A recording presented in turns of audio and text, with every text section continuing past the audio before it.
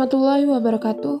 Halo teman-teman, kembali lagi dengan saya Amelia Dwi Saputri pada video pembelajaran pertemuan ke-10 yang akan membahas materi tentang menelaah buku guru dan buku siswa, silabus, serta RPP pada kelas tinggi dengan mata kuliah telaah kurikulum dan dosen pengampu Bapak Tio Gusti Satria Magister Pendidikan.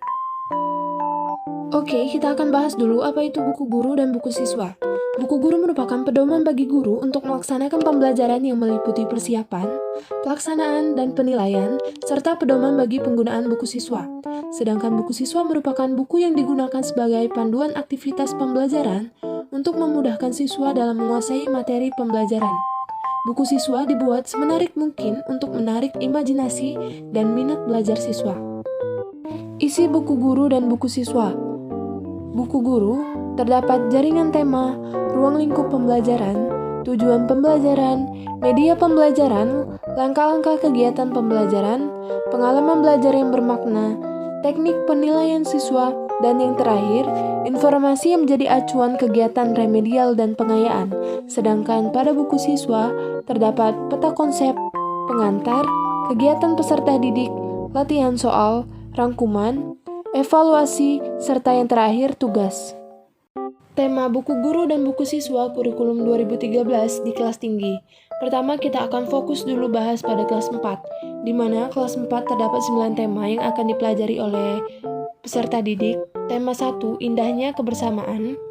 Tema 2, selalu menghemat energi. Tema 3, peduli terhadap makhluk hidup. Tema 4, berbagi pekerjaan.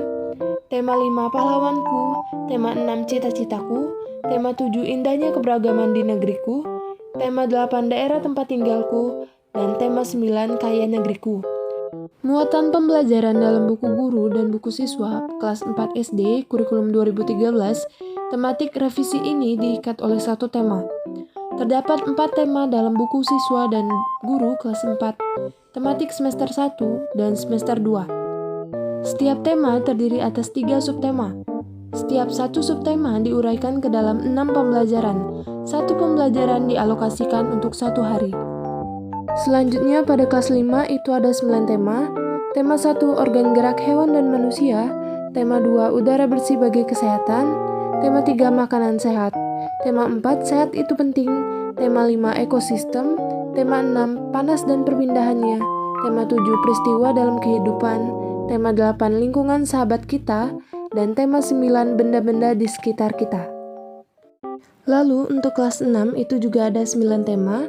Tema 1 selamatkan makhluk hidup. Tema 2 persatuan dalam perbedaan. Tema 3 tokoh dan penemuan. Tema 4 globalisasi. Tema 5 wirausaha. Tema 6 menuju masyarakat sejahtera. Tema 7 kepemimpinan. Tema 8 bumiku. Dan terakhir tema 9 menjelajah angkasa luar. Selanjutnya, tema buku guru dan siswa kurikulum merdeka pada kelas tinggi. Pertama kelas 4 itu tema satunya sudah besar, tema 2 bawah atap. Selanjutnya lihat sekitarku, meliuk dan menerjang, bertukar atau membayar, 1 titik, asal usul, dan tema terakhir yaitu sehatlah ragaku.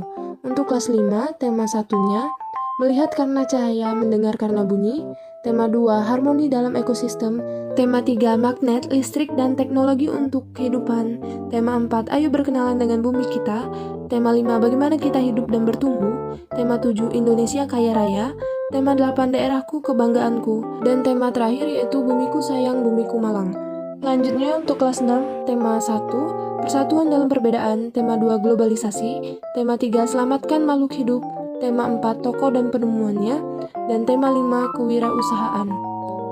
Selanjutnya menelaah silabus untuk kelas tinggi. Pertama kita akan bahas dulu silabus pada kurikulum 2013. Silabus adalah suatu perangkat rencana dan pengaturan pelaksanaan pembelajaran serta penilaian yang disusun secara sistematis dan memuat komponen-komponen yang saling berkaitan untuk kemudian mencapai penguasaan kompetensi dasar. Komponen silabus kurikulum 2013 yaitu pertama, kompetensi inti atau KI, kedua kompetensi dasar atau KD, ketiga indikator pembelajaran, keempat kegiatan pembelajaran, kelima materi pokok, keenam penilaian, ketujuh alokasi waktu, dan kedelapan sumber belajar. Lalu silabus kurikulum merdeka. Alur tujuan pembelajaran atau ATP pada kurikulum Merdeka berfungsi sama dengan silabus sebagai acuan atau pedoman dalam merencanakan pembelajaran. ATP Kurikulum Merdeka berisikan susunan tujuan pembelajaran yang sistematis berdasarkan urutan pembelajaran dari awal sampai akhir pada suatu fase. ATP sudah disediakan oleh pemerintah pusat yang selanjutnya dapat dikembangkan oleh satuan pendidikan dengan tetap mengacu pada CP atau capaian pembelajaran yang ditetapkan oleh pemerintah yang berupa kompetensi pembelajaran yang harus dicapai oleh siswa. Materi selanjutnya yaitu menelaah RPP kelas tinggi. Untuk kelas tinggi, alokasi waktunya 36 jam per minggunya. Mata pelajaran IPA dan IPS pada kelas tinggi ia berdiri sendiri. Pada mata pelajaran seni budaya dan prakarya di kelas tinggi, ditambahkan 1 jam untuk setiap kelasnya. KI 1 pada kelas tinggi selain menerima dan menjalankan, siswa juga dituntut untuk dapat menghargai ajaran agama yang dianut. KI 2 pada kelas 5 dan 6, siswa dituntut untuk memiliki sikap cinta tanah air. Pada KI 3 juga dituntut untuk memahami pengetahuan dengan mencoba berdasarkan rasa keingintahuan dirinya. Sedangkan pada KI 4, pada kelas 5 dan 6, siswa dituntut untuk menyajikan pengetahuan faktual dan konseptual. Oke teman-teman, itulah pembahasan pada video pembelajaran saya kali ini. Semoga bermanfaat dan sampai jumpa pada pertemuan berikutnya. Terima kasih. Wassalamualaikum warahmatullahi wabarakatuh.